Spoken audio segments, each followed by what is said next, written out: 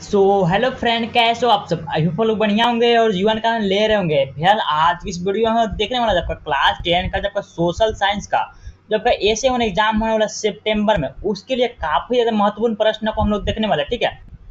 और जो आपका सितंबर में एसएसटी एसे वन का एग्जाम होने वाला है, यानी कि अर्धवार्षिक परीक्षा होने वाला है, जितने भी चैप्टर से आने वाले उन्हीं चैप्टर से सारे क्वेश्चन को बनाया गया है। तो आप लोग इस वीडियो को अंत तक जोड़ देना कि सारे के सारे क्वेश्चन बहुत ही ज्यादा महत्वपूर्ण क्वेश्चन है सारे के सारे। और आपका यहीं से आपका क्वेश्चन देखने को मिलेगा, मैं जितना कराऊंगा क्वेश्चन यहीं से आप लोगों का देखने को मिलेगा। सो आप लोग वीडियो को अंत तक जोड़ देना कि वीडियो काफी ज्यादा इंपॉर्टेंट होने वाला है। और आपका सारे सब्जेक्ट का तैयारी कराया जाता है। आप लोग चैनल को सब्सक्राइब जरूर जरूर करना और बेल वाले आइकन को भी प्रेस जरूर जरूर करना। और इस वीडियो को लाइक करके अपने सारे दोस्तों के साथ वीडियो को शेयर भी कर देना। ठीक है। तो देख लेते हैं हम लोग सबसे पहले प्रश्न है। तो सबसे पहला प्रश्न बोलता है आपका, तो सबसे पहला हम लोग देखेंगे, हम लोग 10 प्रश्न, टोटल 16 प्रश्न को देखने वाले, जिसमें से 10 हम लोग देखेंगे ऑब्जेक्टिव प्रश्न को। ठीक है। उसके बाद हम लोग देखेंगे दो प्रश्न दो दो नंबर के, दो दो मार्क्स के। उसके बाद हम लोग देखेंगे दो प्रश्न तीन तीन मार्क्स के। ठीक है। उसके बाद हम लोग देखेंगे दो प्रश्न पाँच पाँच मार्क्स के, जो कि काफी ज्यादा महत्वपूर्ण प्रश्न है सारे के सारे। तो लोग वीडियो को अंत तक जरूर देखना। ठीक है। तो देख लेते हैं हम लोग सबसे पहले प्रश्न को। सबसे पहले हम लोग देखेंगे ऑब्जेक्टिव प्रश्न को। तो सबसे पहला प्रश्न बोलता है संसाधन का सही अर्थ क्या है। तो संसाधन का सही अर्थ क्या है? तो ऑप्शन आपके पास केवल प्राकृतिक वस्तुएं, वह चीजें जो उपयोगी हो, केवल मानव निर्मित चीजें या फिर कोई भी पदार्थ। तो अ, संसाधन का सही अर्थ होता है आपका जो वह चीजें जो उपयोगी हो। ठीक है। तो ऑप्शन नंबर बी इसका करेक्ट आंसर हो जाएगा। तो नेक्स्ट हम लोग क्वेश्चन नंबर 2 को देख लेते हैं। सो क्वेश्चन नंबर 2 बोलता है आपका सत्ता के साझेदारी का उद्देश्य क्या है। तो ऑप्शन सबके पास सत्ता को एक हाथ में रखना, सत्ता को विकेंद्रीकरण करना, या फिर सत्ता को सीमित करना। ऑप्शन नंबर डी आपका है सत्ता का निर्यात करना। तो क्वेश्चन नंबर 2 का जो राइट आंसर हो जाएगा वो हो जाएगा ऑप्शन नंबर बी, यानी कि सत्ता का विकेंद्रीकरण करना ही क्या है, सत्ता की साझेदारी का उद्देश्य है। ठीक है। तो नेक्स्ट हम लोग देख लेते हैं क्वेश्चन नंबर 3 को देख लेते हैं। सो क्वेश्चन नंबर 3 बोलता है आपका यूरोप में राष्ट्रवाद का उदय में कौन सा वर्ष क्रांति का वर्ष कहलाता है। कौन सा वर्ष जब क्रांति का वर्ष कहलाता है? तो ऑप्शन के पास option number A 1789, option number B 1815, option number C 1848, या फिर ऑप्शन नंबर डी 1871। तो क्रांति के वर्ष की बात की जो तो आपका कहलाता है ऑप्शन नंबर सी, यानी कि 1848 इसका करेक्ट आंसर हो जाएगा। ठीक है। तो नेक्स्ट हम लोग देख लेते हैं क्वेश्चन नंबर 4 को देख लेते हैं। क्वेश्चन नंबर 4 बोलता है आपका वन्य जीवन संसाधनों के संरक्षण के लिए भारत में किस वर्ष वन्य जीव संरक्षण अधिनियम लागू हुआ? तो किस वर्ष वन्य जीव संरक्षण अधिनियम लागू हुआ था? तो ऑप्शन है पास 1972, 1980, 1990 या फिर 1965। तो क्वेश्चन नंबर 4 का जो राइट आंसर हो जाएगा वो हो जाएगा ऑप्शन नंबर, यानी कि 1972 इसका करेक्ट आंसर हो जाएगा। ठीक है। तो ऑप्शन नंबर इसका करेक्ट आंसर हो जाएगा। सो नेक्स्ट हम लोग देखते हैं क्वेश्चन नंबर 5 को। क्वेश्चन नंबर 5 बोलता है आपका विकास का अर्थ क्या है। तो विकास की अर्थ क्या है यहाँ पे बोल रहा है? केवल आर्थिक प्रगति, केवल तकनीकी उन्नति, या फिर ऑप्शन नंबर सी आपका जीवन स्तर का समग्र सुधार, या फिर ऑप्शन नंबर डी केवल शिक्षा सुधार। तो क्वेश्चन नंबर 5 का जो राइट आंसर हो जाएगा वो हो जाएगा ऑप्शन नंबर सी, यानी कि जीवन स्तर का समग्र सुधार इसका करेक्ट आंसर हो जाएगा। ठीक है। तो नेक्स्ट हम देख लेते हैं क्वेश्चन नंबर 6 को। क्वेश्चन नंबर 6 बोलता है आपका भारत में राष्ट्रवाद के दौरान असहयोग आंदोलन किस वर्ष शुरू हुआ था, यानी कि असहयोग आंदोलन जब का है किस वर्ष शुरू हुआ? तो ऑप्शन है के पास 1920, 1930, 1919 या फिर 1942। तो असहयोग आंदोलन की बात की जाए तो शुरू जो हुआ था वो 1920 ईस्वी में हुआ था। कब हुआ था? 1920 में हुआ था। ठीक है। सो नेक्स्ट हम लोग देख रहे थे क्वेश्चन नंबर 7। क्वेश्चन नंबर 7 बोलता है आपका जल संसाधनों के संरक्षण के लिए पारंपरिक तरीका कौन सा? पारंपरिक तरीका की बात की जाए तो ऑप्शन है पास बांध निर्माण, वर्षा जल संचयन, पाइपलाइन या फिर नहर। तो क्वेश्चन नंबर 7 का जो राइट आंसर हो जाएगा वो हो जाएगा ऑप्शन नंबर बी, यानी कि वर्षा जल संचयन इसका करेक्ट आंसर हो जाएगा। ठीक है। यानी कि वर्षा जल का जमाव। तो अगर आप चाहते हो कि पीडीएफ भी आपको मिल जाए तो आप लोगों को टेलीग्राम को फॉलो करना पड़ेगा, ज्वाइन करना पड़ेगा। तो डिस्क्रिप्शन में टेलीग्राम का लिंक दे दिया, उसे भी ज्वाइन करना। वहाँ पे आपको ये पीडीएफ दे दिया जाएगा जितने भी आपको क्वेश्चन कराया जा रहा है अर्धवार्षिक परीक्षा के लिए। तो सारा का सारा क्वेश्चन टेलीग्राम पे आपको दे दिया जाएगा पीडीएफ। तो अगर आपका विज्ञान का हुआ था विज्ञान का पीडीएफ जो है भेज दिया गया। ठीक है। तो नेक्स्ट हम लोग क्वेश्चन नंबर 8 को देख लेते हैं। और आपका डिस्क्रिप्शन में व्हाट्सएप चैनल का भी लिंक मिलेगा आपको, उसे भी फॉलो कर लेना। भारतीय संघवाद के में राज्यों की संख्या को तय करने का अधिकार किसके पास है? ठीक है। यानी कि भारतीय संघवाद में जो राज्यों की संख्या को तय करने का अधिकार किसके पास होता है? तो ऑप्शन के पास राज्य सरकार, राष्ट्रपति, संसद या फिर प्रधानमंत्री। क्वेश्चन नंबर 8 का जो राइट आंसर हो जाएगा वो जो ऑप्शन नंबर सी, यानी कि संसद के पास होता है। कितनी राज्य होगी देश में, वो संसद के पास इसका अधिकार होता है तय करने का, है ना।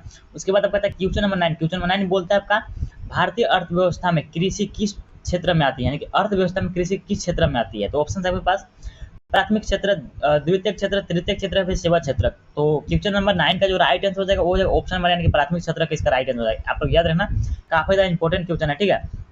नेक्स्ट हम लोग देख रहे थे क्वेश्चन नंबर 10 को। क्वेश्चन नंबर 10 बोलता है आपका भूमंडलीकृत विश्व का बनना। भूमंडलीकृत विश्व का बनना का क्या अर्थ है? तो ऑप्शन के पास देशों का अलग अलग अलग थलग रहना, देशों का आपसी संपर्क व व्यवहार, देशों का युद्ध करना या फिर देशों का उपनिवेश बढ़ाना। तो क्वेश्चन नंबर 10 का जो राइट आंसर हो जाएगा वो हो जाएगा ऑप्शन नंबर बी, देशों का आपसी संपर्क व व्यापार इसका करेक्ट आंसर हो जाएगा, ठीक है। तो नेक्स्ट हम लोग देख लेते हैं क्वेश्चन नंबर 11 से, यानी कि दो अंक वाले प्रश्न को हम लोग देखने वाले हैं। सो अभी तक वीडियो को लाइक करते प्लीज वीडियो को लाइक कर देना, चैनल को सब्सक्राइब करना मत भूलना, क्योंकि ऐसे ही वीडियो आप लोग को चैनल के माध्यम से प्रोवाइड किया जाए तो लोग चैनल को सब्सक्राइब करना मत भूलना, ठीक है। तो चैनल को सब्सक्राइब जल्दी जल्दी कर लो, ठीक है। बस क्लिक ही तो करना है। क्वेश्चन नंबर 11 बोलता है आपका, जो कि दो मार्क्स से आएगा, ठीक है। संसाधनों का वर्गीकरण किन आधारों पर किया जाता है? संसाधनों का जो वर्गीकरण किया जाता है किन आधारों पर किया जाता है? तो यहाँ पे देख सकते हो उत्तर दिया आपका संसाधनों का वर्गीकरण 3 मुख्य आधारों पर किया जाता है। कितने? 3 मुख्य आधारों पर किया जाता है। तो पहला आपका उत्पत्ति के आधार पर, किसकी उत्पत्ति के आधार पर संसाधनों का क्या किया जाता है? वर्गीकरण किया जाता है। प्राकृतिक और मानव निर्मित संसाधन, जिसमें आता है प्राकृतिक एवं मानव निर्मित संसाधन। जबकि भूगोल के चैप्टर में साफ साफ ये तीनों चीज को मेंशन कर दिया गया है, आपको पता होगा। नवीकरणीयता के आधार पर, किसके नवीकरणीयता के पता? 2 संसाधन होता है इसके आधार पर, यानी कि पहला होता है नवीकरण यानी कि रिन्यूएबल, आपका दूसरा होता है आपका अनवीकरण यानी कि नॉन रिन्यूएबल संसाधन, ठीक है। तो आपका किसके आधार पर होता है? नवीकरणीय के आधार पर होता है, ठीक है। उसके बाद आपका कहता है स्वामित्व के आधार पर, यानी कि व्यक्तिगत के आधार पर।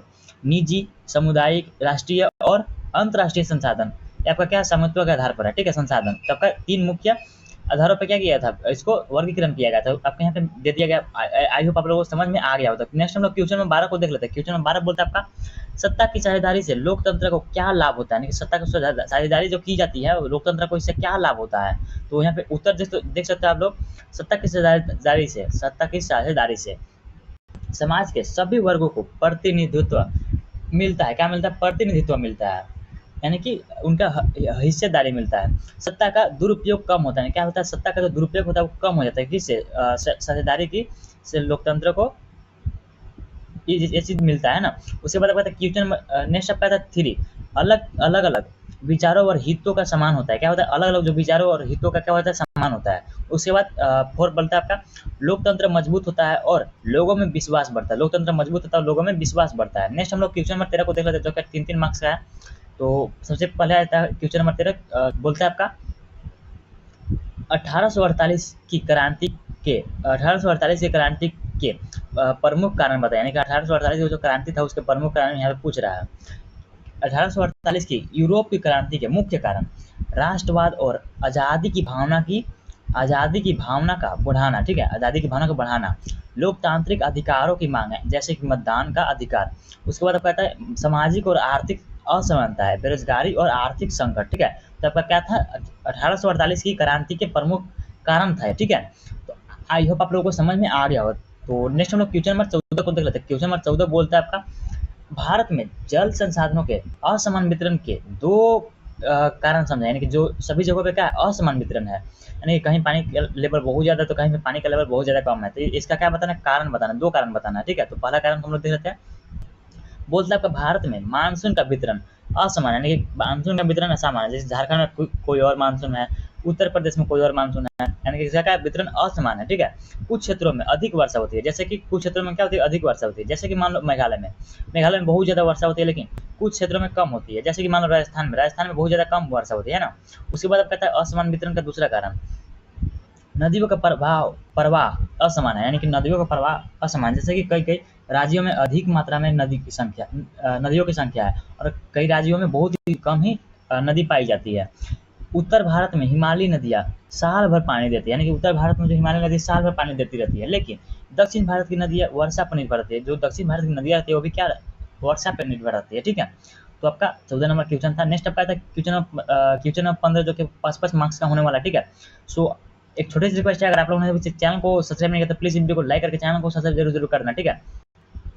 तो नेक्स्ट हम लोग देख लेते हैं क्वेश्चन नंबर 15। क्वेश्चन नंबर 15 बोलता है आपका भारत में राष्ट्रवाद के विकास में गांधी जी की भूमिका का वर्णन कीजिए, यानी कि राष्ट्रवाद के विकास में जो गांधी जी की भूमिका था उसको क्या करना? वर्णन करना। किसमें?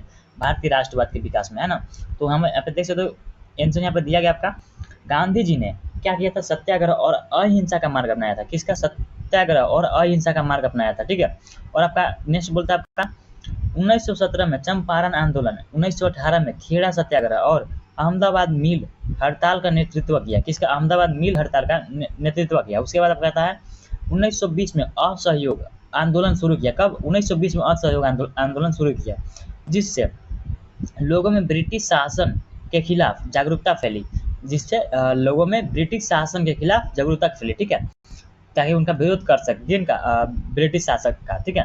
तो 1920 में क्या होता है, असहयोग आंदोलन का शुरू हुआ था। मतलब ऑब्जेक्टिव में भी क्वेश्चन था, है ना। तो आप लोग अगर ज़्यादा सब्जेक्टिव क्वेश्चन को करोगे तो उससे आपका क्या होगा कि ऑब्जेक्टिव भी आपका मजबूत होता जाएगा, ठीक है।